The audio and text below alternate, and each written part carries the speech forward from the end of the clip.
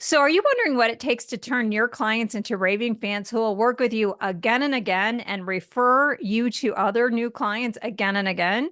Well, find out on this episode of the Enough Already podcast.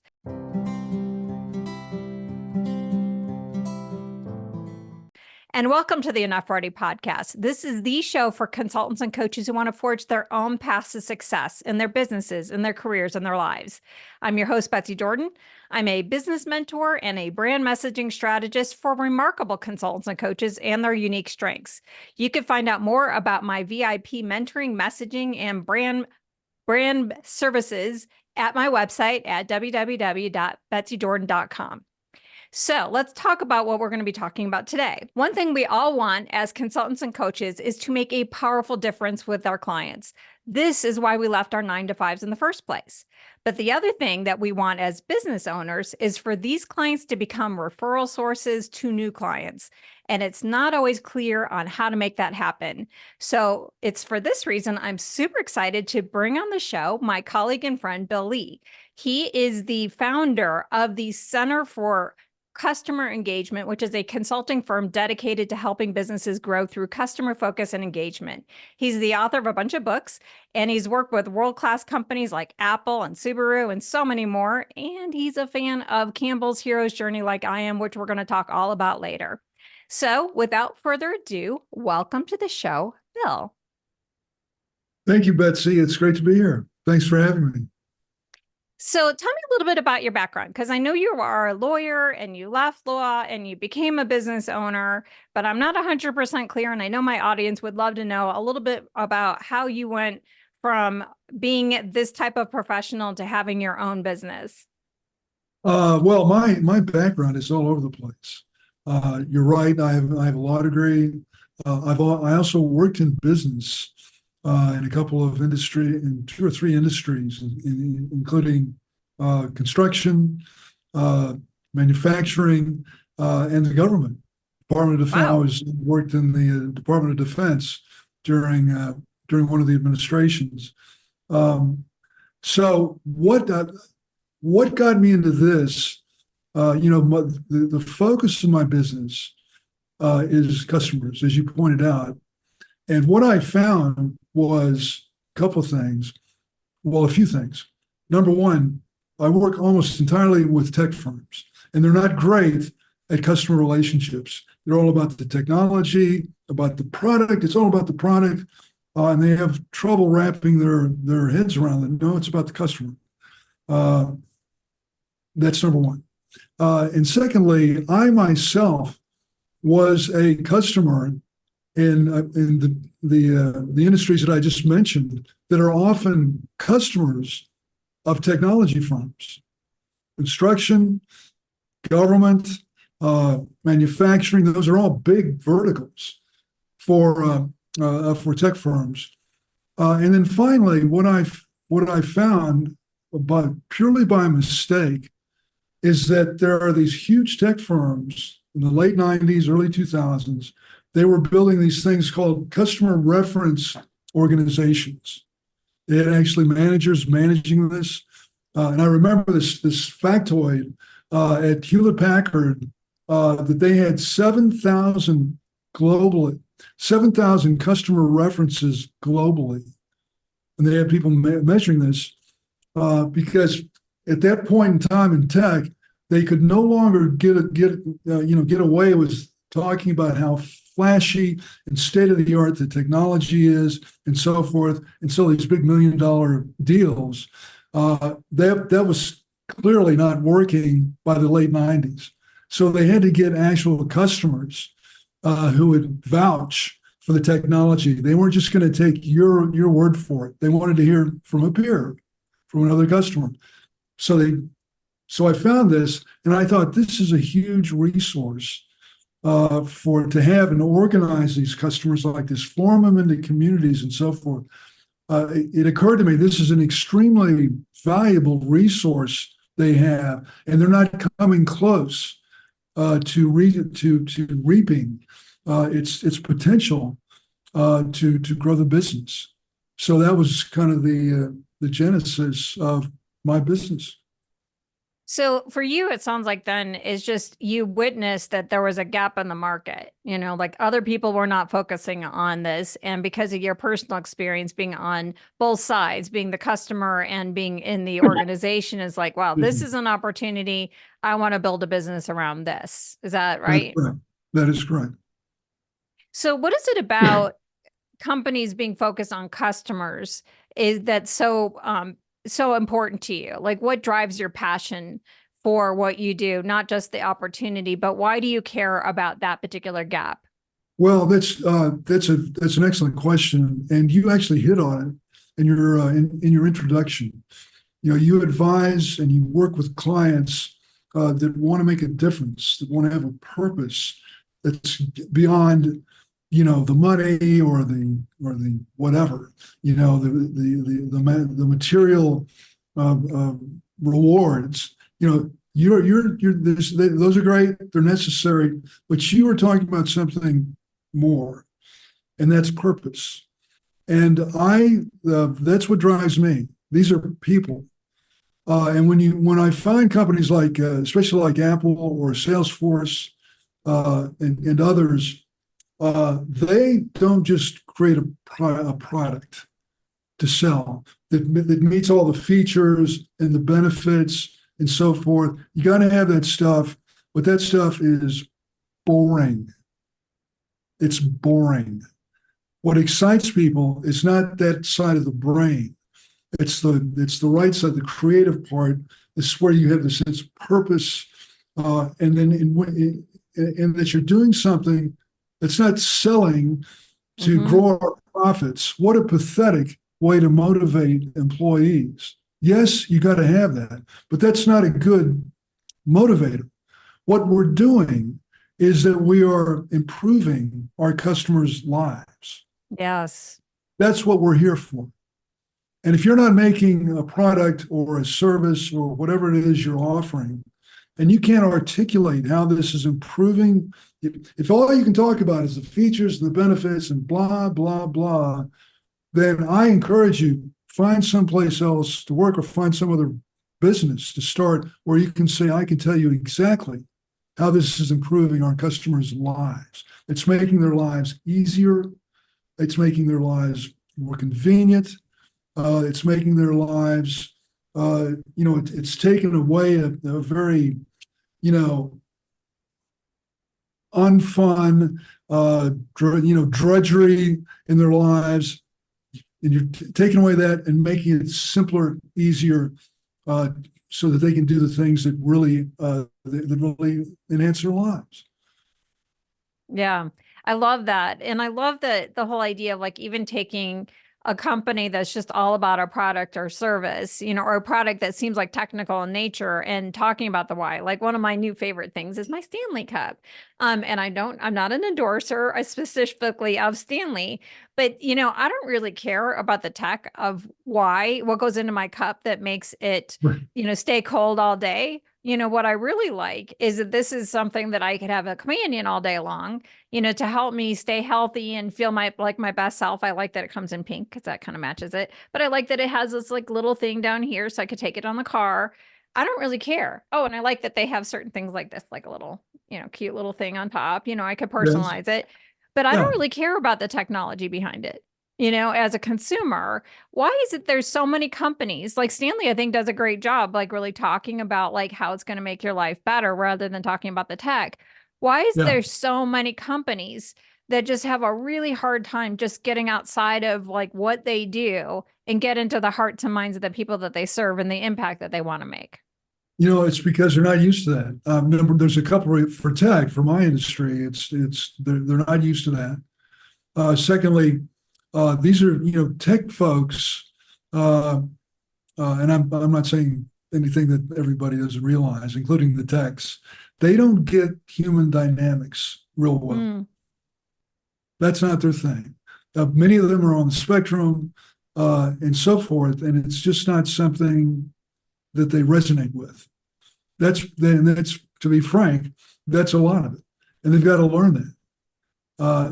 And for years, my, the value proposition that I offer to these companies is quite good for the company, but it's taken a long time to educate folks. And finally, what I realized was that the only way they're going to get this and start moving more towards the purpose side of your customer relationships is that they're going to have to. And right now, we're in a situation, we're in an economy now where that's becoming the case. So we can talk about that if you want, but it's hard I think probably for most firms in most industries to orient themselves around what's the customer and how are we improving their lives. It's hard for them to do it. And most, they've got this crazy quarterly, financial returns. Look at every quarter. They're working about making the freaking numbers and so forth. How can you be thinking about a long distance, over time, an ongoing relationship if you're always having to, stop everything and look at those numbers? Yeah. So it's spot on. It's best for everything to have that orientation. It's best for your customers, of course. It's best for the company.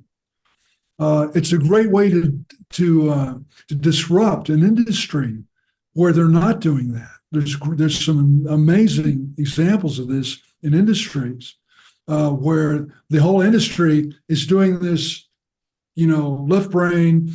It's about the numbers. It's the sales and so forth. And then somebody comes in and disrupts all that and says, we're going to be the opposite. And then over the course of the next 8 or 10 years, boom, their market share goes like all the others are like just poking along or maybe sideways. And then this new entrant comes and it's pretty soon they're the market leader. And I think it's so interesting. It's interesting that there's like this really solid business case that you can compete and outperform and behave the competition if you get focused on the customers. But it's like the short-term mentality is really what I'm hearing. It's not even like right or left brain. It's like the short-term mentality. Like, for example, I worked with an organization. It was a large hospitality organization. They had me come in and do lots of customer qualitative research. So I interviewed over 100 customers, and every single one of them had a singular thing that they had to say. They said that they loved the product, but they didn't like the sales process. And if they could change the sales process, they would buy more product. And they were clear. And 100% of all of the customers I talked to, they really hated the sales process. But when I presented the information to the leadership, when I have all of this data behind it, they just couldn't hear it. And then they kept doing it the way that they're doing it. And I'm sure that they're about to get like Netflixed from like kind of like the old Blockbuster time. Like if Blockbuster is talking to, customers, they might have thought about Netflix. And then even Netflix is, got all this competition. Why is it that even with the data, the left brain people with the data to say, if you could focus on your customers, you'll get short-term and long-term gains? Why would they still resist?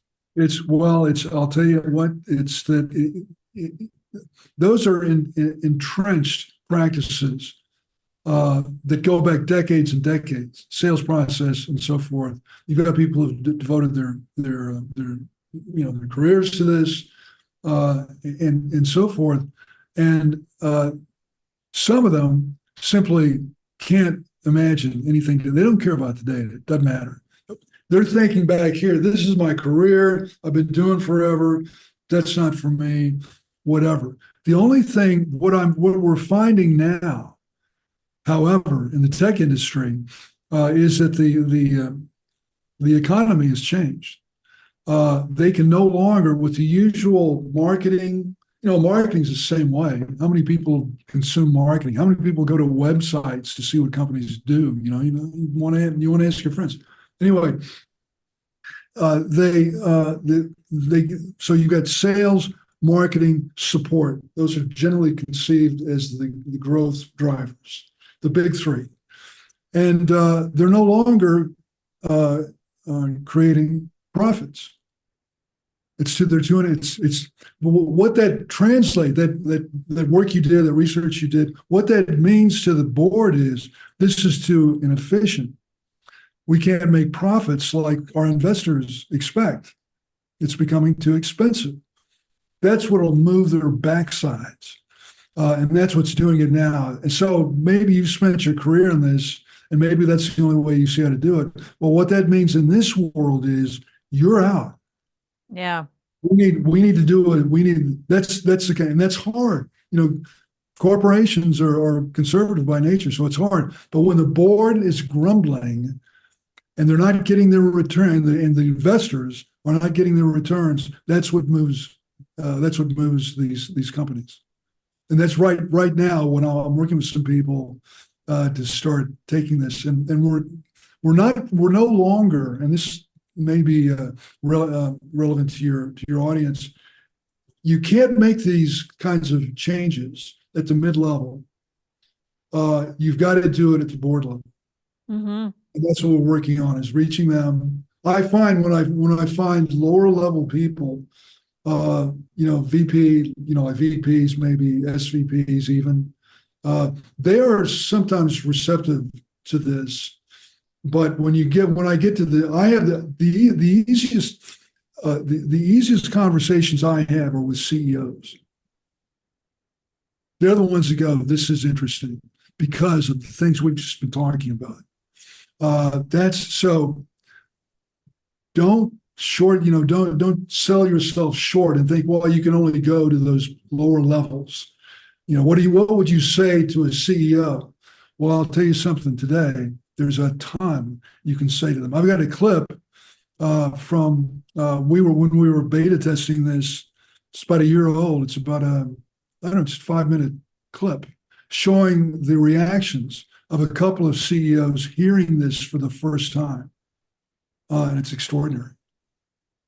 It's interesting in this scenario that I'm mentioning is like the CEO was totally on board, but he was part of a holding company and the holding company was not on board.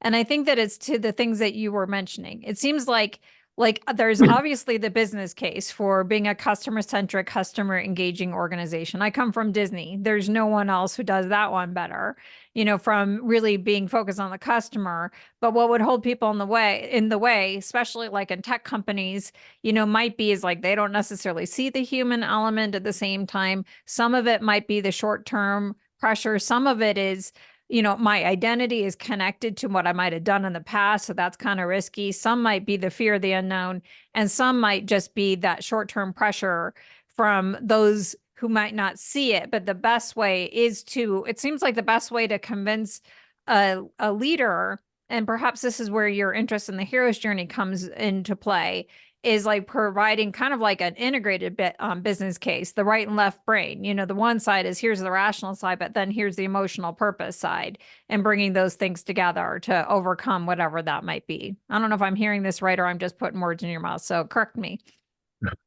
Well, all of that stuff is important. But I've gotten to the point, and I've got a partner that I'm doing this with. I think we're both at this point. If the person, the prospective client or buyer doesn't feel pain, the old, find the pain point, that cliche, it's totally right. They've got to have some kind of, in general, some kind of pain. So if you're talking, like for you're talking about the holding company and the CEO and so forth. So what's, like for the holding company, I haven't worked with many holding companies, but I would say that it's probably the financials for their customers, and the CEO is also probably, it's certainly going to have, at least for her company, start there, and then you have to be able to show that what you're providing with all the great things and the Joseph Campbell inspiring stuff and there's tons of it. It's very inspiring stuff, but that gets nowhere until you make that connection with that thing that they're afraid of, and it's usually the financials. Yeah, that's true. So you can find the angle of like what their pain is and still speak to that pain as the starting point. That makes sense. Yes. So you've been a business owner for a while, and you have worked with a lot of, or you're surrounded by a lot of consultants and coaches. I know you and I met as a part of a professional network of a bunch of consultants. What would you say to consultants and coaches that are listening who are wanting to work with organizations and share your passion for having those organizations really have the client as the center of their business and having that purpose at the center of the business? What would you say to them, regardless of their specific area of expertise? Like yours is obviously in helping them create that customer engagement, but what if they have all kinds of other expertise? What if they're HR consultants, leadership coaches, or operational consultants, productivity sales? Like, what would you say to them about integrating some type of customer centric approach to how they are advising the leaders that they're working with? Start by mentioning none of that. Don't start with that. Don't Okay. get people are so proud of what they do, and so proud of the results that they can get and so forth, that they come in and they can't wait to tell the prospect, look at all these amazing things that we've done. Don't start there. Start with what's top of their mind. You've got to find out what is top of their mind. And that's where you start, and then you talk about that. Tell me about it. Tell me more. Listen. Lots of listening. Don't sit there and wait for the opportunity. Oh, here's an opening for me to talk about my shiny, bright thing. Don't do that.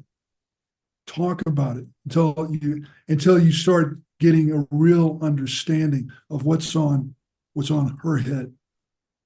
So it's almost like practicing what you would ultimately be preaching first Right. is go in and be customer centric, go in and be client centric, find out more where they're at, their pain, and then maybe align what you talk about to what they care about. That's right.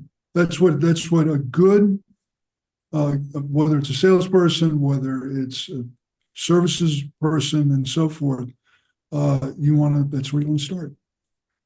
So a lot of the consultants and coaches that I work with struggle with the same thing as your tech companies do. They have a really hard time for a variety of different reasons, which we could explore a little bit more of, like, why is it so hard for consultants and coaches similar to your companies? Why is it so hard for them to really identify and see who the customer is that they ultimately want to serve and organize their business or their consulting or coaching practice around that?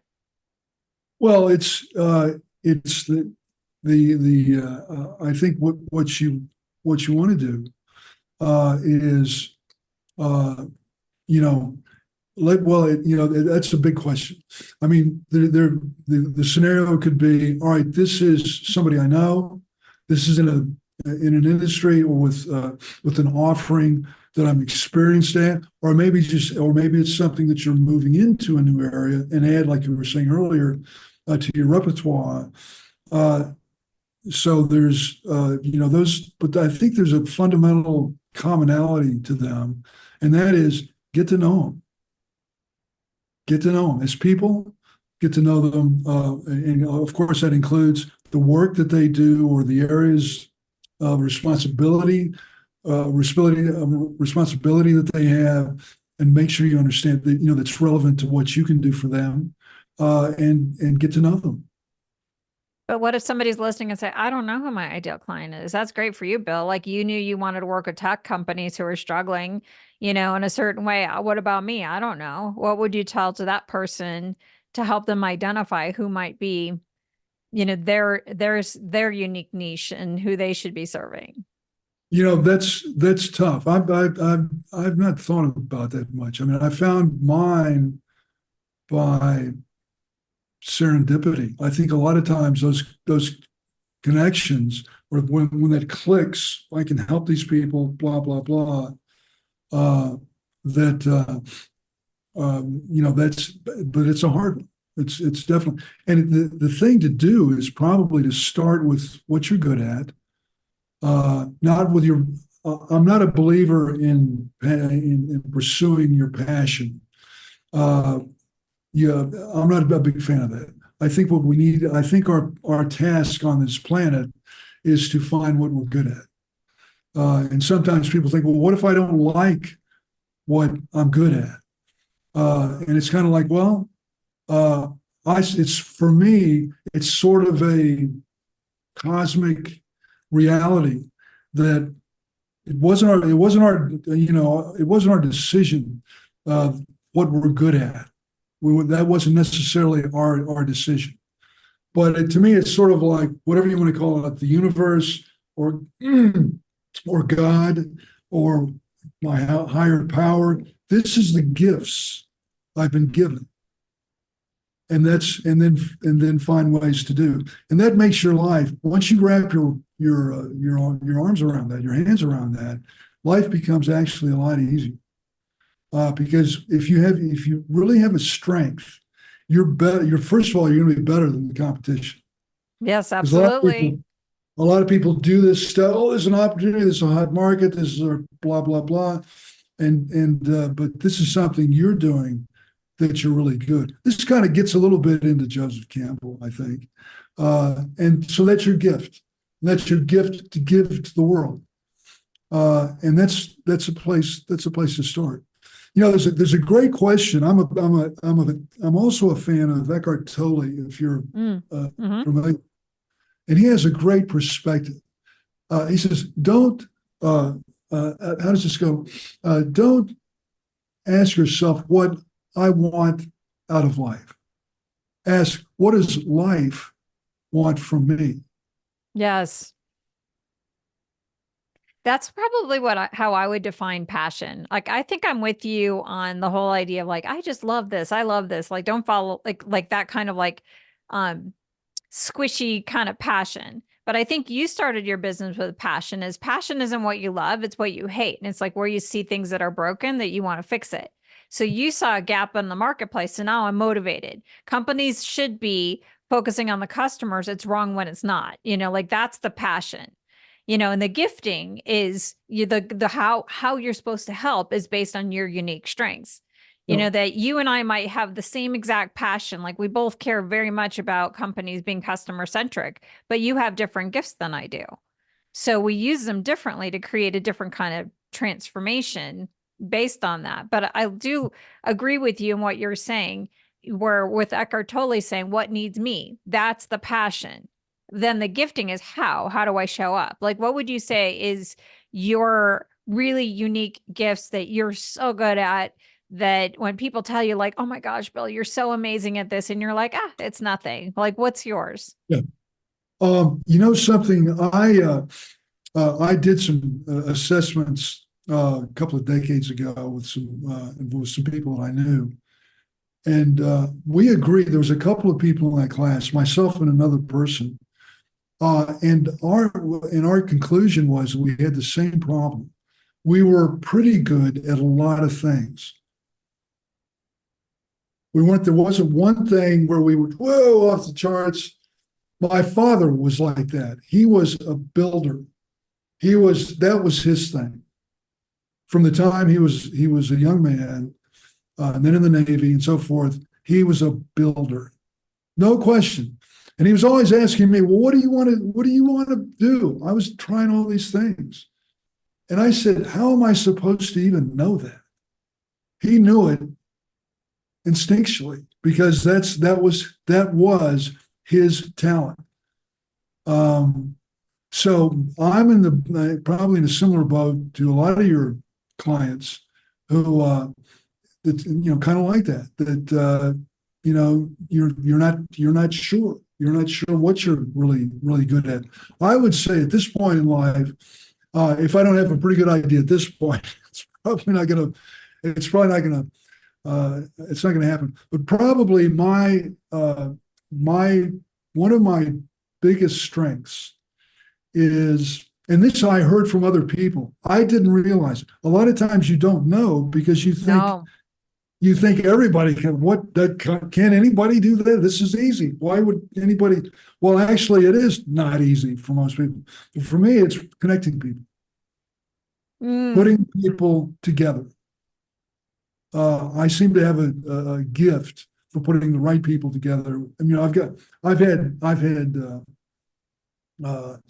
for example, I've got a goddaughter whose parents I introduced. I introduced the parents. and they have four kids, a successful marriage, and so forth. And then I helped connect my goddaughter to some people in Salesforce when she was finishing college. She had one of these dreamy kinds of majors, and when she graduated, it's like, where am I going to get a job with this? You know, it wasn't exactly the hot thing, but she was extraordinary. She was a leader. She has excellent, outstanding character traits and so forth. So I was able to help her. I have connections in Salesforce, one of the best and most stable and most successful tech companies ever. And I managed to get her to the right people in Salesforce, and she has a great career. It's about 10 years ago, and she found her husband there.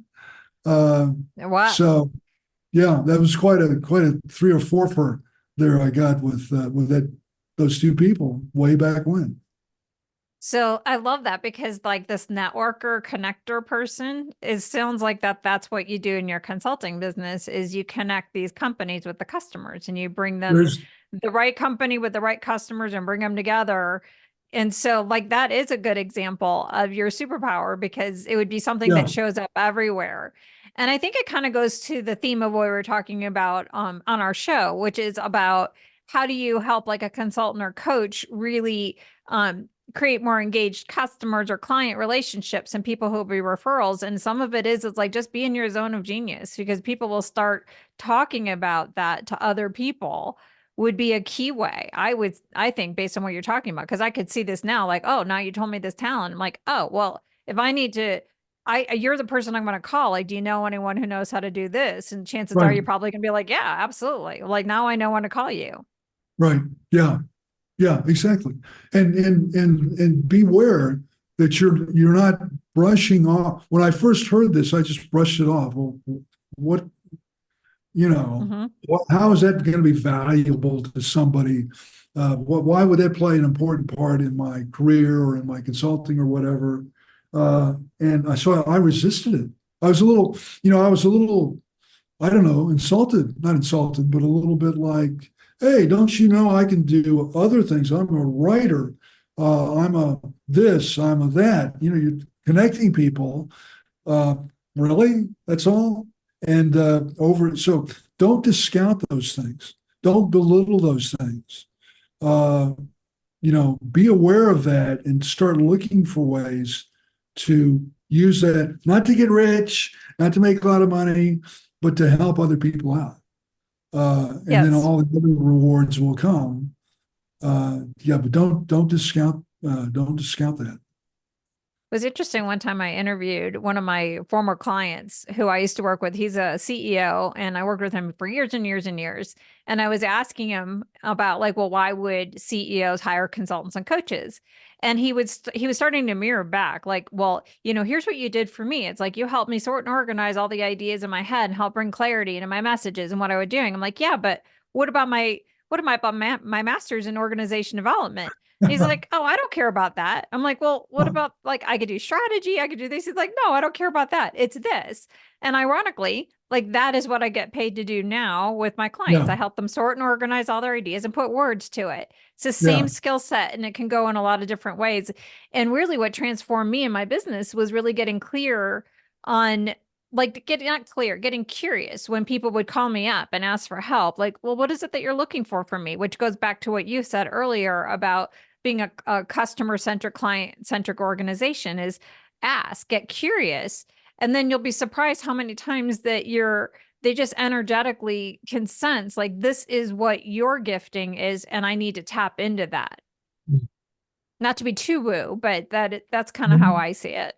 Well, there's the universe is full of woo-woo, it's full of all kinds of things that are speaking to us. I truly believe that. So tell me a little bit about your interest in the hero's journey. I just want to touch on that for just a second, since that's a Cheryl's passion. How did you discover Campbell and how do you see the relevance of Campbell to consultants, coaches, business owners, companies?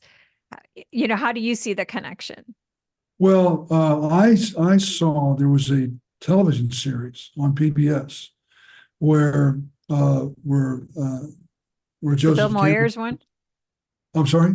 the Bill Moyers interviews. Yes, yes, So good. So good. The Power of and Myth. and I just I don't know why I got interested in that, but when I started watching it, I was just drawn to it. And it's like I thought it was amazing. I mean, this guy, I mean, he was he was into mythology and all these. He was an academic. And I thought, that sounds kind of boring to me. But this guy was also very, he was an Olympic champion, I believe, in the Olympics, and he had all these interesting experiences.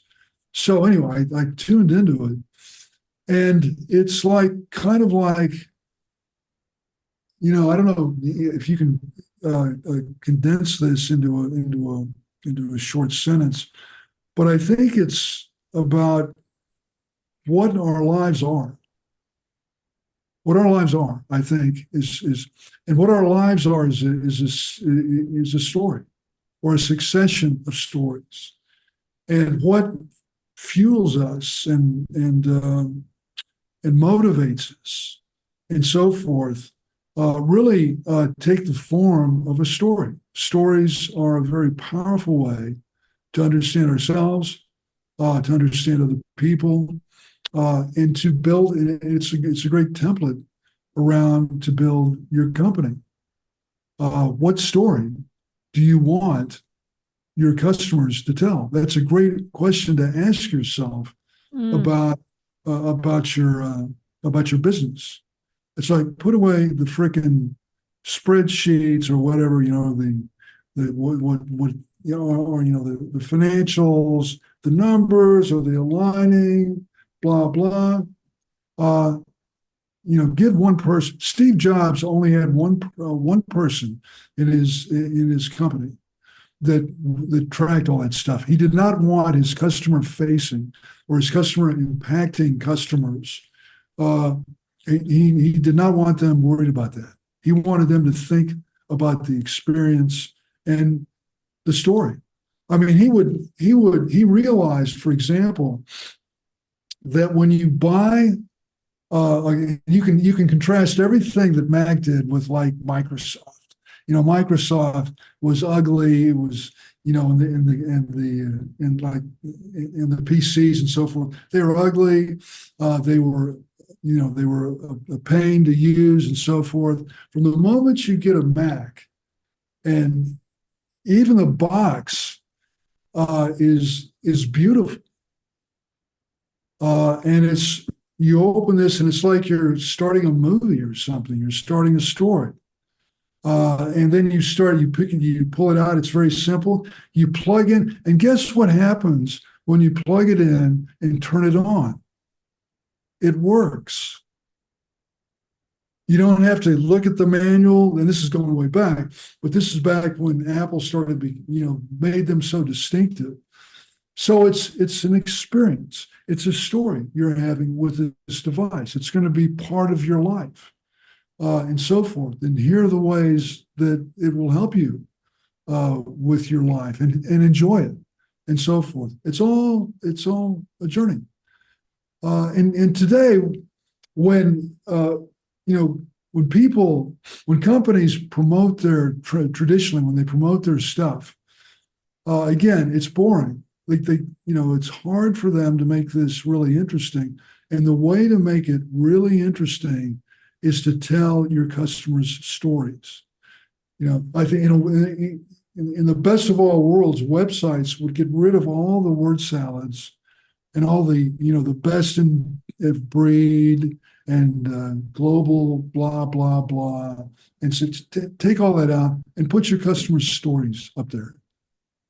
Yes.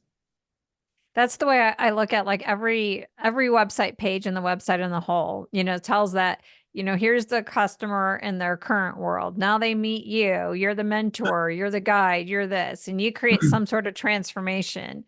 And so like Yeah, every website page should begin with like, you are struggling with this. Let me identify with you. Now I'll introduce myself as your guide, your helper, your that's right. solution. And now let's talk about the transformation. And I think the transformation, there is some of the resolution Yeah. of pain points for sure.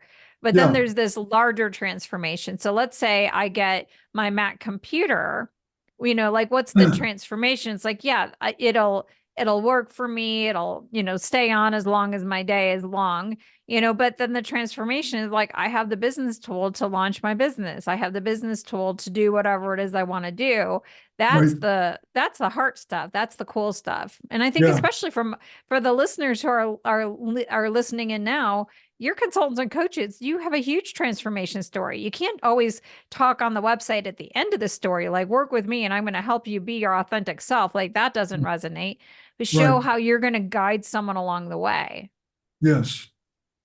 So Yeah. you got some books, you've got a lot going on in your world. Can you talk a little bit more specifically about your business and how people can tap in? Tell us a little bit about where they could buy your books and kind of what your books are about. Yes, I'm semi-retired. I had started to retire.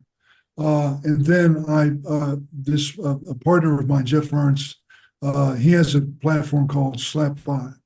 And we're in the same, he was in fact, a sponsor at the conference that I used to do every year.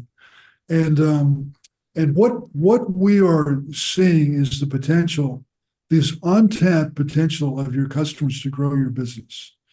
So we commiserated over this and so forth. We weren't getting traction and getting the traction that it deserved. So we are now, since the pandemic, we are realizing that what I was saying earlier, we're only going to be talking to senior level people, because mid-level people can't wrap their heads around this. They have demands, so forth. They don't have the power. They don't have the budgets that they need, and so forth. So we're working at that level. So the books I've written, two books. One is The Hidden Wealth of Customers. It's probably hidden love or hidden wealth. The Hidden Wealth of Customers. Great, I love that. And it's about, and of course, that's what gets people reading it. And then they find out that a lot of what you got to do to extract that wealth is you got to love them. That's not a bold way to put it. They're human beings. You care about them sincerely. And if you're familiar with Net Promoter Score, yes. Fred Reichel, I know Fred. He's keynoted at my events. We've had him on a couple of or one so far webinar. He's got a new book out, and he is not a religious guy. He is not particularly a woo-woo guy at all. He's a Bain consultant and founder and all this stuff. But he has come to the conclusion that the way to win in business is to love, Love, coming from this consultant. He's not religious, as I said, not religious, but that's what he's come to. You love him. That's how you win. And then he's got cases that are amazing on this. Wow. And it's not just about one or two companies or a handful of customers that do this and that really do love their customers. Like Nike does this, Apple has done this historically. Tesla, before Elon Musk sort of went crazy, in the early days, he had mastered this. That's how, anyway, he's an interesting story. But T-Mobile and so forth and so on, he's taken these industries where they do Net Promoter Score correctly, which is equivalent to you love your customers and you hired people that love your customers. And he's taking these industries, telecom, computers, automobiles, so forth. He's taken all these industries and compared their growth over the last, he's got data now going back long enough to do this, but going back 10 years and look at their stock appreciation. That's what that's what the investors are looking at, right? Yes.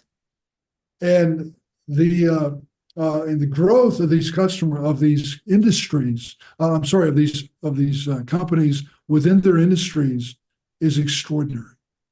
Much more than the S&P, which is kind of the standard for the stock market.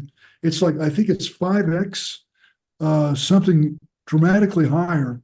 And then if you know Jim Collins, who has all these great books, Good to Great and so forth, when they look at his customers in Good to Great, I believe it was, and look at their tenure, of the top 10, of the top 13 or whatever that number was, the growth of those companies in the following 10 years, the ones that have become great, flatlining. Wow. Very poor.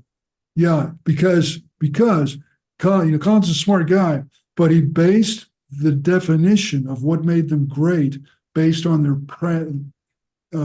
previous financial success, not how the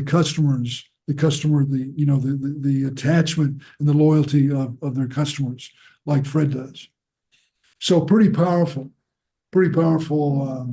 So you're partnering with him on that, or like, what are you working on with this net promoter? Well, it's something we run across all the time. We find, for example, one of the first things I did with the client was I had a client and they were having trouble finding references. This is probably 20 years ago. They didn't have they weren't getting references, and the salespeople were complaining. It's like, the references are a waste of time. Don't even send me. So they got a new VP, Colleen Kaiser was her name, super smart person, and so she came in and took it over, and she looked at the net promoter scores, and the promoters were not being invited to reference, and of course the question that you asked, the one question survey is, how likely would you be to refer or to recommend this product or this company? That's the question. One question on a scale of 0 to 10. And there were a lot of, they can't find references, but they have a substantial number of customers that said they would be likely to be a promoter, to refer you. So here's the genius thing she did. She just took those ones that answered 9 and 10, that they'd be highly likely, and she starts putting them over into the reference program, which, oh, sure, yeah, happy to do that. No resistance. And within a couple of months, the salespeople rated the reference program went from like this, to like, whoa, like this, like essential or important to their sales process. So that's fascinating. Yeah. So where was I going with that? Anyway, that's. So, well, I was hoping that I'm trying to promote you. So speaking of net promoter, I want to promote you. So what's your website address and how do we get your books? Okay. My website is, the easy way to find it. It's a Center for Customer Engagement, but you don't have to type all that out. You can just look up letter C, the number 4, CE.com.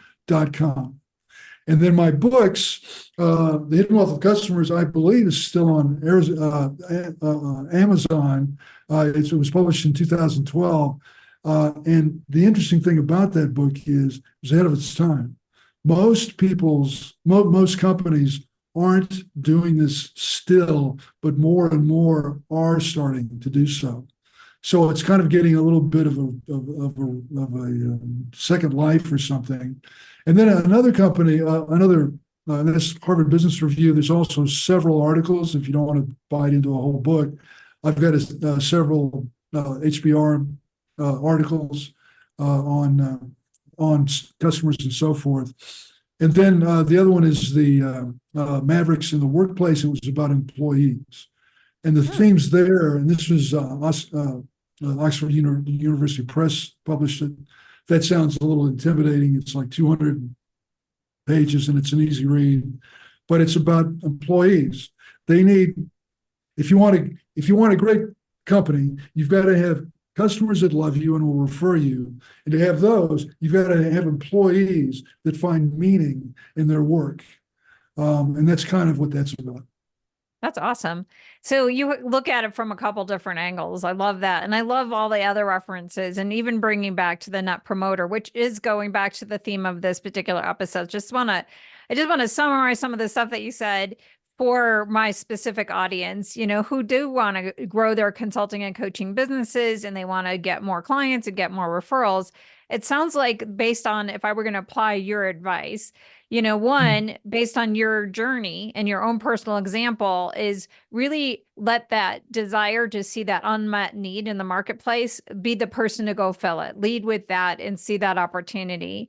Seems like the second thing would also be, when you are working with your clients, like really start with them. What's their pain points? What's their needs? Don't push on what you want to communicate to them. Listen to them.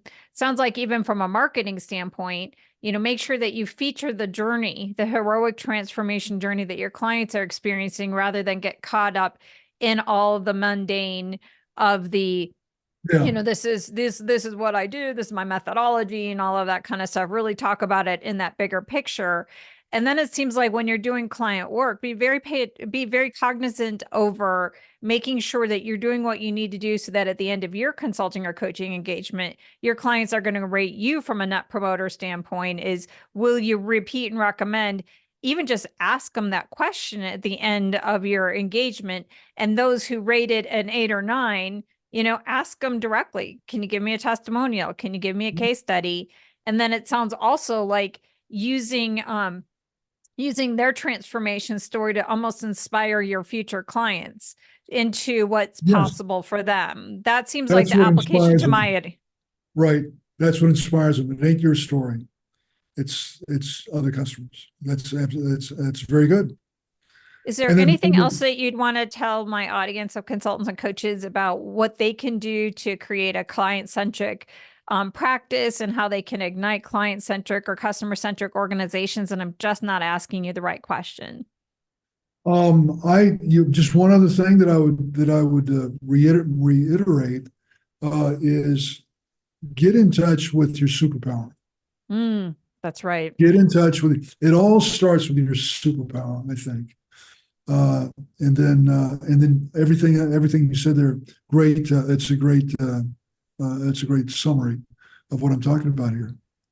And that's fun for me, because that is what I love to do. Is my superpower is helping people figure out their superpowers. So if you want to work with me on figuring out your superpowers and packaging it, definitely check out my website. I cannot thank you enough, Bill, for being on the show. This has been an amazing conversation. And for those of you listening, I've got lots more people who are as amazing as Bill scheduled to be on the show. So be sure to hit subscribe wherever you're listening. And until next time, just, thank you again for listening. And remember to be you in all you do, because you are enough already. So we'll see you next time. Well put. Thanks, Betsy. Thank you.